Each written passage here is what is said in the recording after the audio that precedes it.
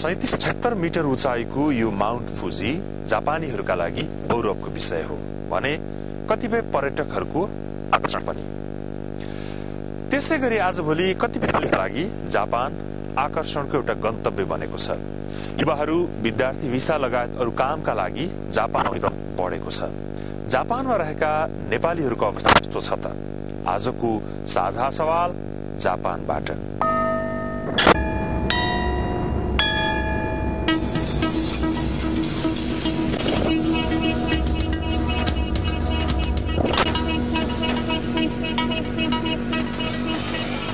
विश्वको अरू देशको तुलनामा जापानमा धेरै नेपालीहरू व्यवसायमा संलग्न रहेको हामी रेस्टुरेन्ट व्यवसायमा धेरै नेपालीहरूको आकर्षण। जापानको राजधानी टोकियोको एउटा सामुदायिक केन्द्रमा झण्डै 200 नेपालीहरू बीच साझा सवालमा छलफल गर्न नेपाली राजदूत डाक्टर मार्क फ्राई र जापानमा रहेका नेपाली व्यवसायी तथा गैर आवासीय नेपाली संघका केन्द्रीय कोषाध्यक्ष भवन भट्ट हामीसँग हुनुहुन्थ्यो। आज हामी जापानमा रहेका नेपालीहरूको बारेमा, उनीहरूको अनुभवका बारेमा टोकियोमा यो छलफल तयार पार्दैछौँ। आजको यो छलफलमा हामीसँग हुनुहुन्छ जापानका लागि नेपाली राजदूत डाक्टर मदन कुमार भट्टराई र गैर आवासीय नेपाली संघका केन्द्रीय कोषाध्यक्ष जापानमा रहनुभएका नेपाली मूलका व्यवसायी भवन भट्ट। जापानमा रहेर विभिन्न पेशा व्यवसायमा संलग्न आफ्नो क्षेत्रमा दक्षता र अनुभव हासिल गर्नुभएका 100 भन्दा बढीको यो ठाउँमा यो छलफलमा उपस्थिति छ। यहाँहरूलाई स्वागत गर्दै म छलफल अगाडि बढाउँ। राजदूत मदन कुमार भट्टराईज्यू, सुरुवात गरौँ। जापानमा कति नेपाली छन् अहिले? अहिले मैले जापानी सरकारको रेकर्ड अनुसार चाहिँ 17,525 रेकर्ड पाएको छु र यसमा चाहिँ अब केही थपिने हुनाले मेरो विचारमा 18,000 भारी अहिले नेपालीहरूको आँकडा देखिन्छ। यो संख्या चाहिँ जापानमा हुने साउथ एसियाको हिसाबले दोस्रो ठुलो संख्या हो भारतपछि। त्यसै गरी एसियनको संख्यामा 8औं संख्या हो। त्यसरी विश्वको जति पनि विदेशीहरू नेपाल जापानमा बसेको 12औं संख्या। यो ठुलै संख्या मान्नुपर्छ। मैले के गरी बसेका छन् 18-20 हजारको संख्याको नेपाल? अब यसमा व्यवसाय नै हुन्छ। रेस्टुरेन्ट बिजनेस 1 नम्बरमा छ भने त्यसरी आइटी बिजनेसमा हुनुहुन्छ उहाँहरू, ट्राभल एजेन्सीमा हुनुहुन्छ, अरू ग्रोसरी विभिन्न चिज सर्भिस इन्डस्ट्रीहरू उहाँहरू हुनुहुन्छ र विद्यार्थीहरू पनि हुनुहुन्छ, धेरै हुनुहुन्छ। र खास गरी जापानको सबैभन्दा ठुलो विशेषता के छ भने यहाँ भएको अधिकांश मानिसहरू चाहिँ कुनै व्यवसायमा संलग्न हुनुहुन्छ र धेरै जसोले व्यवसाय आफै ओन गर्नुहुन्छ। अब तपाईँले त जापानमा करिब 1 दशक समयमै जादुमय ढङ्गले पैसा कमाउनु भयो भनेर धेरैले भन्छन्। नेपाली रुपैयाँमा भन्नुपर्दा तपाईँको नेपालमा र जापानमा गरिएको कति बराबरको लगानी छ? टर्नओभरको हिसाबले हेर्दाखेरि टिबिआई ग्रुप जुनले चाहिँ ओन गरिरहेको कम्पनीहरू छ त्यसको चाहिँ अहिले लगभग 7 करोड बराबरको चाहिँ एक वर्षको टर्नओभरको रूपमा छ। नेपाली रुपैयाँ बराबरको 1000 करोडको छ। उत्तरमा बढी लगानी गर्नु भएको छ तपाईँ? हाम्रो विशेष गरी रेस्टुरेन्ट व्यवसाय छ, सबभन्दा ठुलो छ। रेस्टुरेन्ट व्यवसाय भन्दा रेस्टुरेन्ट म्यानेजमेन्ट भन्ने चाहिँ हाम्रो छ। हामी ओन गर्छौँ र आफ्नै कम्पनीहरूलाई त्यसलाई म्यानेज गर्नलाई चाहिँ लगाउँछौँ। तपाईँले टिबिआई ग्रुप भन्नुभयो, कतिवटा कम्पनीहरूको ग्रुप हो कि? यसमा टोटल चाहिँ 22वटा कम्पनीहरू छ। अहिले हामीले चाहिँ मल्टिनेसनलमा एक्सपान्ड गरिरहेका छौँ। यो गर्दाखेरि 29वटा कम्पनी अन्तर्गत पर्दछ। एउटा कुरा नि के हुँदो रहेछ यति थोरै समयमा धेरै पैसा कमाउने उपाय चाहिँ? यहाँ अहिले संसारकै अब एउटा मल्टिनेसनल कम्पनीमा ठुलो सफ्ट ब्याङ्क भन्ने कम्पनी छ, जसको चाहिँ टर्निङ पोइन्ट भनेको जम्मा 5 वर्षको अवधि छ। कुनै पनि मौकाहरू 3 वर्षदेखि लिएर 5 वर्षमा चाहिँ अगाडि आएको हुन्छ। 10 वर्ष भनेको धेरै लामो समय जस्तो लाग्छ मलाई। समय लामो, तर तरिका केही हुँदैन? अरूलाई पनि यसो सिकाउनु पर्यो भने? अब सबभन्दा ठुलो कुरो के हुन्छ भने डेडिकेसन म्यानेजमेन्ट हुन्छ। मैले चाहिँ सबभन्दा ठुलो जोड चाहिँ स्टार्टिङदेखि चाहिँ सिस्टम म्यानेजमेन्टमा लगाएँ। त्यो एउटा चाहिँ खाका तयार गर्नलाई गाह्रो हुन्छ। खाका तयार गरिसकेपछि कपी एन्ड पेस्ट गर्न त त्यति ठुलो समय लाग्छ जस्तो मलाई लाग्दछ। हस्, थप कुराकानी गरौँला। यहाँ अगाडि हुनुहुन्छ नेपाल पत्रकार महासंघ जापान शाखाका अध्यक्ष तिलक मल्ल। तिलकजी, करिब 2 दशक भयो तपाईँ जापान आउनु भएको। यहाँ बसिरहेका नेपालीहरू विगत 2 दशक अगाडि र अहिले तुलना गरेर हेर्नु पर्यो भने कस्तो कस्तो भएको पाउनु भएको छ? जापानका नेपालीहरूको बारेमा हामी 2 दशक अगाडि फर्केर हेर्दाखेरि साँच्चीको अहिले आकाश जमिनको फरक पाउन सकिन्छ। र नेपाली खानाका लागि बाहिरका जिल्लाहरूबाट टोकियो आउनुहुन्थ्यो। टोकियोमा पनि 1-2 वटा मात्रै नेपाली खाना पाइने रेस्टुरेन्टहरू थिए र त्यो जमाना फर्केर हेर्दाखेरि अहिले अत्यन्तै परिवर्तन भएको अवस्था हो। त्यति बेला हुलाकदेखि मगाइएको गोरखापत्र, विमर्श, नेपाल, हिमाल जस्तो पत्रिकाहरू सेयर गरेर पढ्ने गर्थ्यौँ भने अहिले चाहिँ घर घरमै अनलाइन छन्, पत्रिका छन्। तपाईँ आफै पनि सन्दर्भ.com चलाउनुहुन्छ, कति हिट हुन्छ एक दिनमा? अहिले 35,000 कि 45,000सम्मको हिट छ अहिले। हस्, एकदम धन्यवाद। यहाँ अगाडि नै हुनुहुन्छ पत्रकार भूषण घिमिरे। भूषणजी, तपाईँले अलिकति तुलनात्मक रूपमा हेर्दाखेरि नेपालीहरूको, जापानमा रहेका नेपालीहरूको अवसर के देख्नु भएको छ र चुनौतीहरू? 2005 पछाडि व्यवसायीहरूको संख्या 81 बढेको छ। यो यहाँको इमिग्रेसनको डेटाहरू हेर्दाखेरि र खास जापानमा बस्ने नेपालीहरू, रेस्टुरेन्ट व्यवसायी, त्यसपछि रेस्टुरेन्टमा काम गर्नेहरू, अध्ययन, अनुसन्धान, अध्यापनमा रहनुभएकाहरू, त्यसपछि नेपाली हस्तकलाका सामानहरू बिक्री गर्नेहरू, अनि रेस्टुरेन्टको सामानहरू सप्लाई गर्नेहरू, त्यसदेखि लिएर मरमसलाहरूसम्म अनि पेय पदार्थहरूसम्मको पनि छ, स्टोरहरू छ, बहुमूल्य पत्थरका गरगहनाहरूको व्यवसाय गर्नेहरू पनि हुनुहुन्छ। त्यसपछि ट्रेनी कामदारहरू अहिले आइरहनु भएको छ, अनि सेकेन्ड ह्यान्ड गाडीका काम गर्ने नेपालीहरू पनि हुनुहुन्छ जापानमा। यहाँ पढेर यहीँ विभिन्न कम्पनी गर्ने नेपालीहरूको संख्या पनि छ।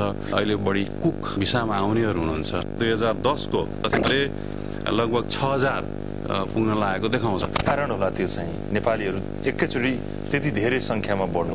जापानमा एउटा यो करीको चाहिँ बुम भन्नु पर्ला। हामी तरकारी भन्दा पनि करी भन्छ। नेपाली तरकारी हो कि भारतीय हो त्यो? अब यहाँ चिनिएको चाहिँ हो होइन, हामी त्यसलाई हामी यहाँ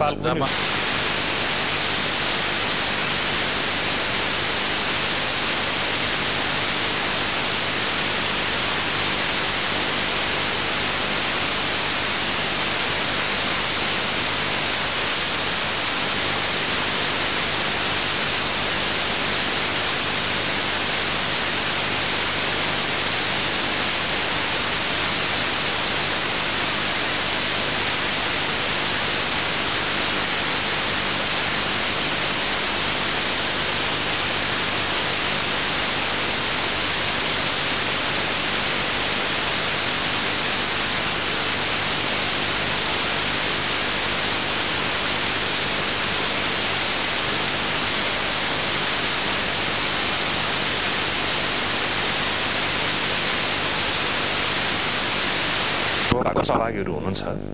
म जीवन नेउपाने, मेरो नेपाल चाहिँ स्याङ्जा।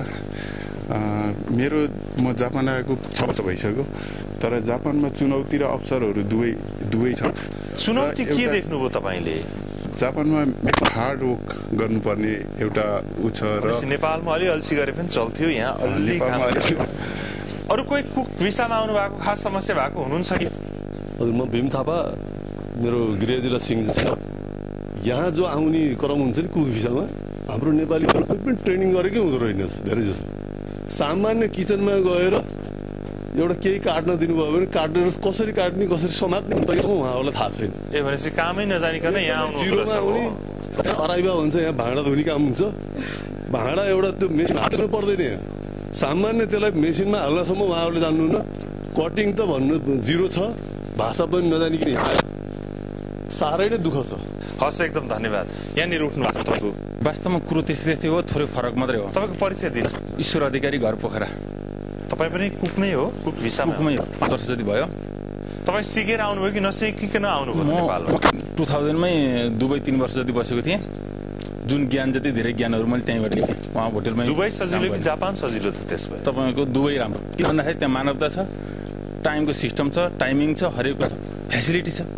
जस्तो काम छ उस्तै फ्यासिलिटी छ।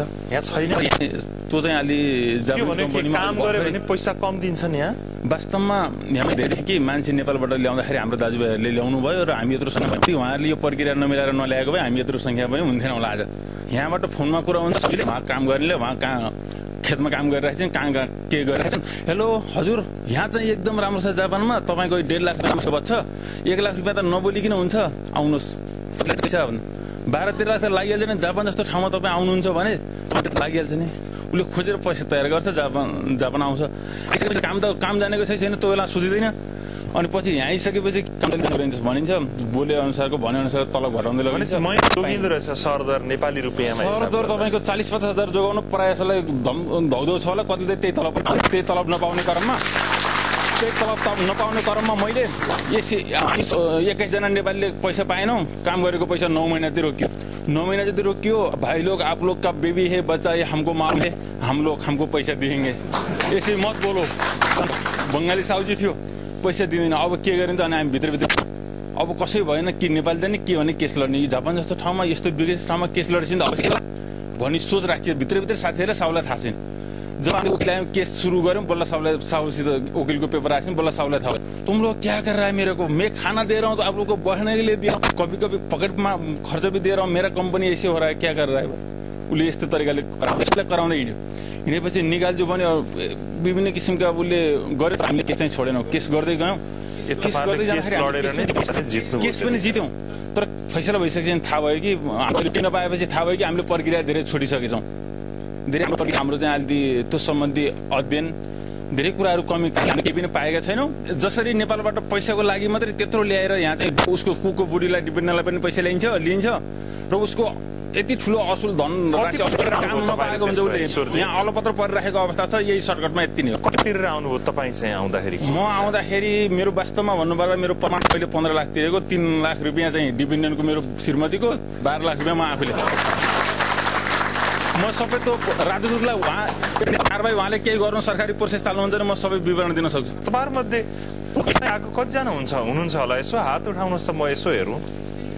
हामी यो बुधबार रेकर्ड गर्दैछौँ यो कार्यक्रम। यो बार भनेको कामको बार हो र पनि यो बीचमा चाहिँ करिब करिब यो 100 जना उपस्थिति भएको ठाउँमा 1 तिहाई जति त्यही कुक भिसामा आउनुभएका सहभागीहरू हुनुहुँदो रहेछ। समस्या सुनियो। मदन कुमार भट्टराईज्यू, यो पछिल्लो आएको प्रश्न र यो कुक भिसामा आउनेहरूको समस्याको बारेमा राजदूतावासले के गरिरहेछ? पैसा लिने लेनदेन त हामीलाई थाहा हुने कुरो भएन है। र खास गरी साथीले भन्नुभयो कि अब थाहै नहुने, जानकारी नहुने र आउने पनि एउटा त तालिम प्राप्त नभए, बेसिक नलेज नभए आउने र त्यसपछि यति पाइन्छ उति पाइन्छ भने धेरै आकांक्षा दिएर ल्याउने र यसमा अलिकति श्रम मन्त्रालयसँग सेयर गर्नु पर्यो। त्यसमा राजदूतावास पनि त्यसमा चाहिँ मतलब कन्ट्याक्टमा रहन्छ भने मैले उहाँलाई भने। अब यसमा चाहिँ अलिकति विचार गर्नुपर्ने नै कुरा छ। यहाँ मात्रै होइन, यसको लागि जापान मात्रै एउटा चाहिँ होइन, अन्त देशमा पनि यो समस्या छ। कतिपय कुकमा त्यो भिसामा आउनु भएको र त्यही काम गर्नु भएकोलाई मैले अनौपचारिक रूपमा भेटेँ यो वरिपरि। उहाँहरूको चाहिँ कुरो के थियो भने एउटा त पैसा तिर्नु पर्यो, 10-12 लाख तिरेर आउनु पर्यो। अर्को यहाँ आइसकेपछि पनि काम गर्दाखेरि पनि राम्रो तलब दिँदैनन्, त्यो अनुसारको सेवा सुविधा इन्सुरेन्स हुँदैन नेपाली कुकहरूको। उहाँहरूले त्यो दुखेसो मसँग बाँड्नु भएको थियो। त्यो दुखेर तपाईँसम्म दूतावासको ढोकासम्म चाहिँ कोही पनि आएका छन् कि? अब साथीहरू आउँदै हुनु होला, कतिपय आउनु पनि भएको छ। केही मतलब भर्खर सामान्य भावनाले सबै कुरा मलाई ब्रिफ नहुन सक्छ। तर मलाई एउटा लागेको कुरा के हो भने पहिला चाहिँ अब नेपालीहरूको राम्रोसँग रजिस्ट्रेसन हुनु जरुरी छ। रातभरि निकालिसकेका छ, जसले गर्दाखेरि जस्तो भनौँ न, जस्तो लास्ट इयरको डिजास्टर जस्तै कुनै किसिमको त्यो भविष्य भने सम्पर्क गर्नको लागि पनि कहाँ हाम्रो साथीहरू कहाँ हुनुहुन्छ, के हुनुहुन्छ, त्यसको लागि एउटा जरुरी छ। साथसाथै नेपालीहरूले एउटा इन्सुरेन्स चाहिँ गर्नुपर्छ। किनभने तपाईँले त्यो रजिस्टरको लागि गर्नु कि सूचना निकालेको छु मैले। खास केमा निकाल्नु भएको? मैले हाम्रो साथीहरूको इन्टरनेट माध्यमबाट पनि निकालेको छु, अरू वेबसाइटबाट निकालेको छु। तर एउटा समस्या के हो भने अहिलेसम्म रजिस्टर गराउने मान्छे चाहिँ एउटा परिवार मात्रै आयो अहिलेसम्म। उहाँहरूलाई के छ यहाँ 100 जना भन्दा धेरै हुनुहुन्छ, तपाईँहरूलाई थाहा थियो कि थिएन रजिस्ट्रेसन गर्नुपर्छ है नेपाली दूतावासभित्र ताकि केही परिहाल्यो भने भवितव्य हुँदाखेरि सम्पर्कका लागि भनेर कसैले याद गर्नुभएको थियो? सूचनाको माध्यम सूचना उहाँले निश्चित केही मुठीभर व्यक्तिलाई मात्रै गर्नुभएको छ भने त्यो आफ्नो ठाउँमा होला नि, कोही पत्रकारलाई थाहा होला। आम विद्यार्थीहरूलाई थाहा छैन, आफूलाई थाहा छैन, मलाई थाहा छैन। म यही यहाँबाट 200 पेरिफेरीमा बस्छु। यो एरियामा 150 भन्दा बढी बस्छन्, कसैले पनि थाहा छैन।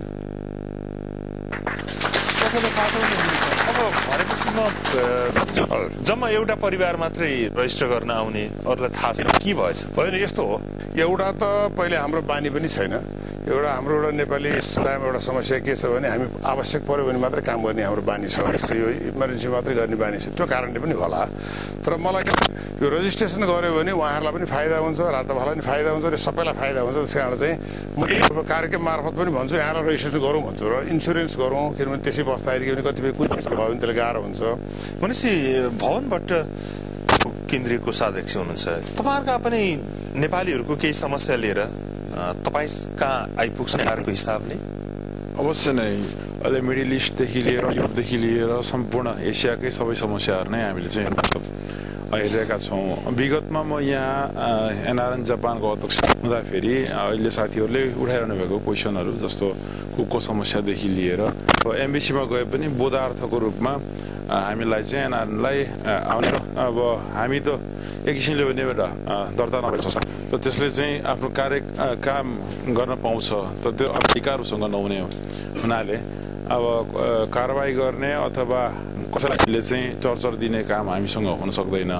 हामीले चाहिँ गरिरहेको कामहरू चाहिँ सम्बन्धित व्यक्तिलाई गएर प्रेसर दिने, सम्झाउने, दुई पक्षलाई भेटेर त्यसको चाहिँ एउटा सहजकर्ताको काम गर्ने कामहरू इभन अहिले पनि गरिरहेकै छ। त्यसपछि हुनुहुन्छ एनआरएन जापानको अहिलेको अध्यक्ष ओम गुरुङजी।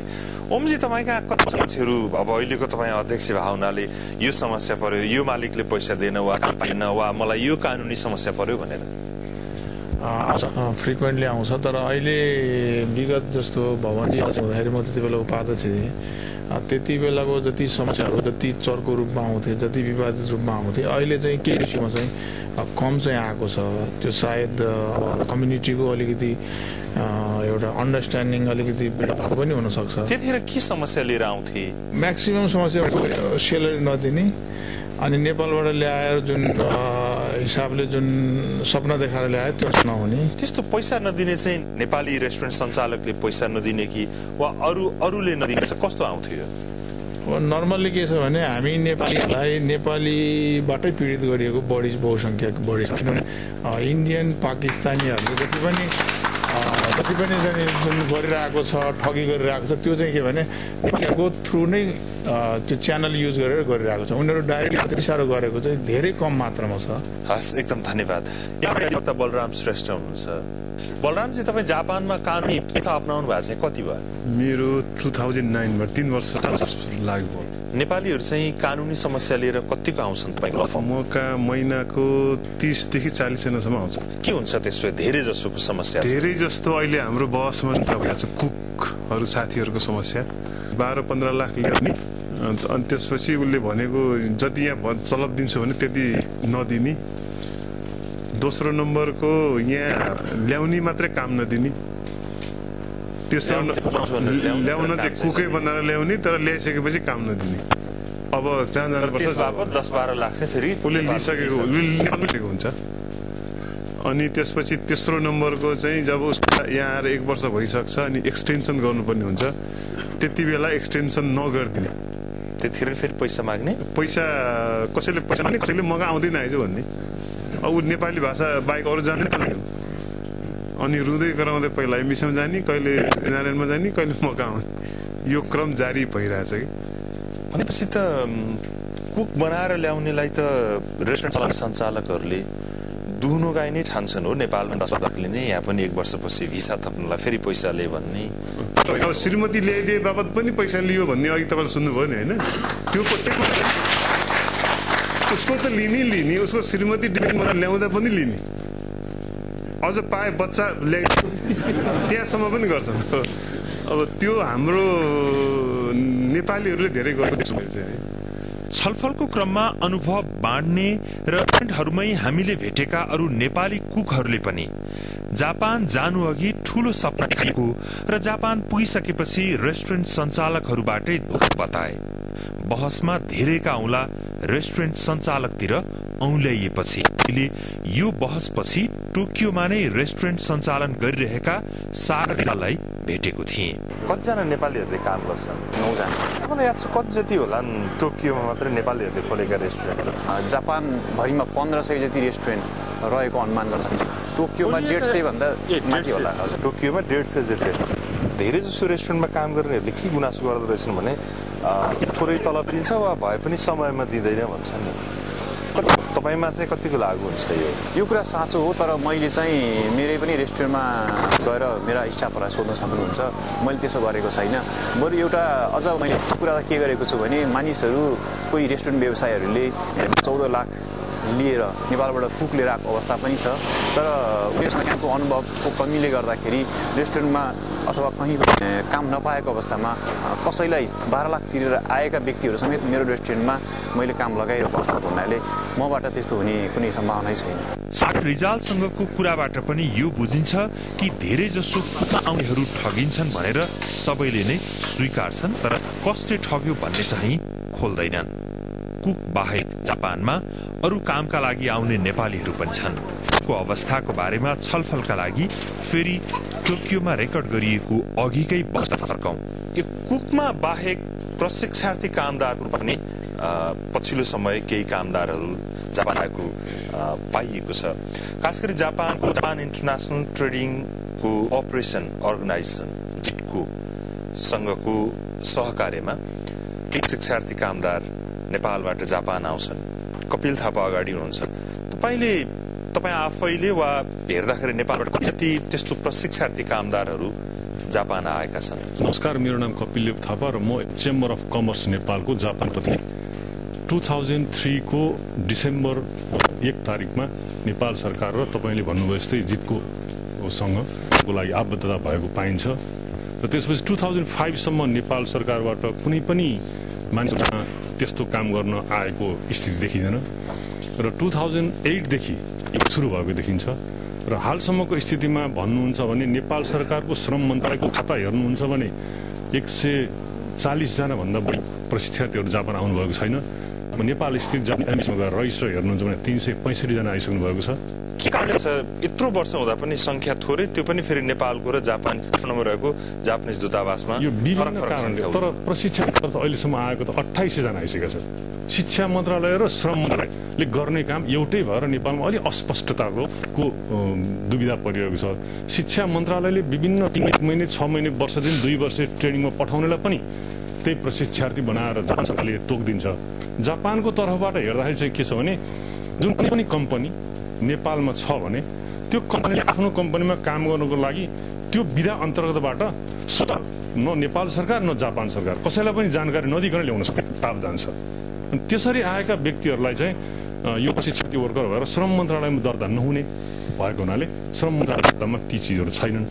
अनि एक त मन्त्रालयले चाहिँ कस्तालाई चाहिँ प्रशिक्षार्थी कस्तालाई चाहिँ के क्याटेगोरी राख्ने कुरा अलि बढी नेपाल सरकारले जानकारी लिएर त्यसमा काम गर्दाखेरि राम्रो हुन्छ। त्यस्तो काममा आएकाहरू नेपालबाट यहाँ आएकाहरू के काम गर्दैछन् त? त्यसो भए फ्याक्ट्रीमै हो कि अरू नै काम हो कि? 80% दिदीबहिनी भाइ बहिनीहरू चाहिँ कृषिमा काम गर्नुहुन्छ, % गार्मेन्टमा, अनि केही % यो पाउरोटी बनाउने, तोफु बनाउने, विभिन्न यो खानाका परिकारहरू बनाउने कम्पनीमा, र केही % कन्स्ट्रक्सनहरू घर बनाउनेदेखि लिएर बाटो बनाउनेदेखि सबै काम गर्नेछन्। र विभिन्न देशहरूबाट प्रशिक्षार्थी कामदारहरू 150 वटा विधाहरू छन्। त्यो 150 वटा विधामा प्राय सबै नेपालबाट मान्छे आउन सक्छन्। समुद्रमा गएर माछा मार्ने, डुङ्गा लिएर माछा जाने विषयमा मात्रै नेपालबाट आउन पाउँदैनन्। अरूमा जताततै जसरी पनि नेपालीहरू जापानमा आउन सक्ने प्रावधान छ। हस्, एकदम धन्यवाद। शिक्षार्थी कामदार नेपालबाट जापान आउने विषयमै चिरञ्जीवी थापा यहाँ हुनुहुन्छ, विचार जानु। नेपालबाट जापान चाहिँ किन त्यति धेरै आउन नसक्यो होला?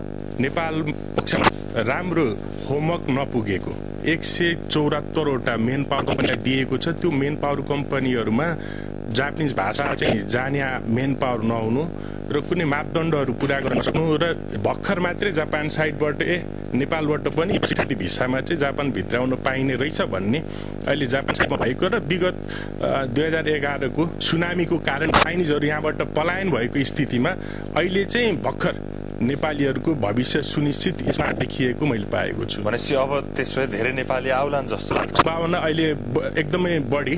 विगतमा जुन 150 जना भित्रिसकेका छ, एउटा राम्रो पक्षले पनि यहाँको रोजगारदाता कम्पनीहरूले वास्तवमा नेपालीहरू मेहनती र सँगसँगै काम सिद्धिसके पछाडि पनि गृहस्थी जो चाहिँ त्यहाँको त्यो म्यानेजरको श्रीमतीहरूसँग बसेर खानाहरू पकाइदिने, कल्चर एक्सचेन्जका कामहरू गरिदिने भएको हुनाले मलाई नेपाली पक्षमा सुनौलो भविष्य यो सेक्टरमा छ।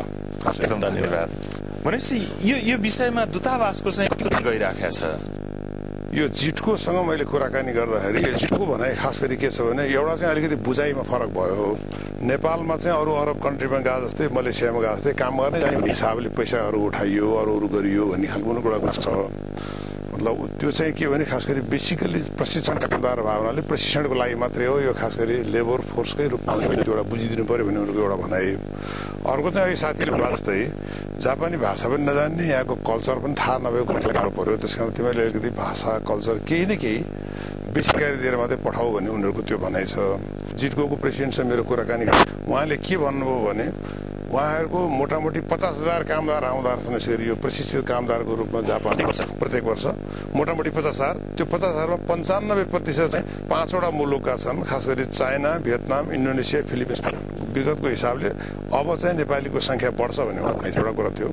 र यसको साथै कृषि व्यवसायमा खास गरी कृषि क्षेत्रमा नेपाली कामदारहरूको संख्या बढाउनलाई के गर्न सकिन्छ भन्ने सरसल्लाह गरेका थियौँ। र यो हाम्रो नेपाल निजी क्षेत्र र जापानमा पनि एउटा अर्गनाइजेसन छ, त्यो दुईटाको बिचमा पनि अब सहकारी राखेको छ, जसले गर्दाखेरि उपयुक्त ठाउँमा मानिस पनि आउन्, प्रशिक्षण पनि पाउन् र सबै किसिमको इन्फर्मेसन फ्लो होस् भन्नको लागि अब यहाँ रोजगारकै प्रसङ्ग उठिरहेको छ। नेपालमा देशभित्र रोजगारीका अवसरहरू कम भए हुनाले विदेश जाने कुरा चल्दा भवनजी तपाईँको आफ्नो व्यवसायमा नेपालीहरू चाहिँ कतिजना छन् नेपालभित्र? अहिले हामी कहाँ 200 जना जतिको हाराहारीमा हुनुहुन्छ। हाम्रो बेसिकली जापान कम्पनी भएको हुनाले हुन त सबै साथीहरूको जापान बेसकै कम्पनी हो र सरदर हामी कहाँ 1750 जना जति जापानिजहरू हुनुहुन्छ। तपाईँ जापान आउँदाखेरि भिसामा आउनु भएको त होइन? म विद्यार्थीको रूपमा। विद्यार्थी भिसामा पढ्नु पनि भयो केही पढेँ। त्यसमा म एकछिन विद्यार्थी भिसामा आउनुभएका सहभागीहरूको कुराकानी सुनौँ। को हुनुहुन्छ विद्यार्थी भिसामा आउनुभएको छ? यसो हात उठाउनुहोस् त। करिब एक बाँकी चाहिँ विद्यार्थी भिसामा आउनु भएको रहेछ। तपाईँहरू मध्ये कसैले भनिदिनुहोस् न आउँदाखेरि तपाईँहरूको आफ्नो समस्या अथवा के छ? मेरो नाम भानु आचार्य। मेरो क्वेसन चाहिँ राजदूतज्यू र भवन भट्टज्यू दुवैजनालाई छ। म चाहिँ यहाँ विद्यार्थीमा चाहिँ बसिरहेको छु र को सिलसिलामै पार्ट टाइम जब पनि गर्छु र पार्ट टाइम जब गर्ने सिलसिलामा चाहिँ यहाँको सरकारले चाहिँ हामीलाई 28 घन्टा काम गर्ने मौका दिन्छ हप्तामा। र मेरो चाहिँ घन्टा एक दिन ट्याक्सबाट ट्याक्स पेपर आयो। स्टुडेन्टलाई त ट्याक्स लिनुपर्ने हो, के कारणले गर्दाखेरि ट्याक्स लिएको भनेर सोधे। त्यस क्वेसनमा चाहिँ मलाई ट्याक्स कार्यालयबाट हामी अरू देशको स्टुडेन्टलाई ट्याक्स लिँदैनौँ किनकि हामीले त्यो देशको सरकारसँग चाहिँ सम्झौता अथवा कुरा भएको छ। हामीलाई पनि त्यो देशको चाहिँ सम्बन्धित गभर्मेन्टबाट देखि हाम ट्याक्स मिना हुन सक्छ स्टुडेन्टको लागि, तर अहिलेसम्म यो कुरा भएको छैन। त्यो सम्बन्धमा चाहिँ केही कुरा राखिदिनुहुन्छ कि भनेर म राजदूतज्यूलाई अनुरोध गर्छु। यो के छ भने जापानको केही कन्ट्रीहरूसँग इकोनोमिक पार्टनरसिप एग्रिमेन्ट छ, कसैसँग फ्री ट्रेड एग्रिमेन्ट छ, कसैसँग इकोनोमिक पार्टनरसिप एग्रिमेन्ट छ। थाइल्यान्डसँग छ, अहिले भर्खर इन्डियासँग गरेको छ, फिलिपिन्ससँग गरेको छ, इन्डोनेसियासँग छ। नेपालसँग गर्ने सम्भावना छैन, अहिलेसम्म भएको छैन। त्यस्तो एग्रिमेन्ट के सहुलियत हुन्छ? यसमा के हुन्छ भने इकोनोमिक पार्टनरसिप एग्रिमेन्ट गर्दाखेरि चाहिँ जापानको प्रडक्टलाई वा जापानको केही फेसिलिटी दिनुपर्ने हुन्छ। उनीहरूले पनि हामीलाई दिन्छ, म्युचुअल एउटा एग्रिमेन्ट हुन्छ। त्यो म्युचुअल एग्रिमेन्ट भयो भने कतिपय कुरा खास गरी यो अब नर्सहरू ल्याउँदाखेरि अरू सर्भिस केयर गिभर्सहरू ल्याउँदाखेरि फेसिलिटीहरू हुन्छ। खास गरी फिलिपिन्सको छ, इन्डोनेसियाको छ। मैले यो दूतावासहरूसँग पनि सम्पर्क गरिरहेको छु र मैले नेपालमा अर्थ मन्त्रालयसँग सोधेको छु के गर्न सकिन्छ यसमा भनेर। एउटा चाहिँ के भने इकोनोमिक पार्टनरसिप एग्रिमेन्ट त्यो हुन सक्छ।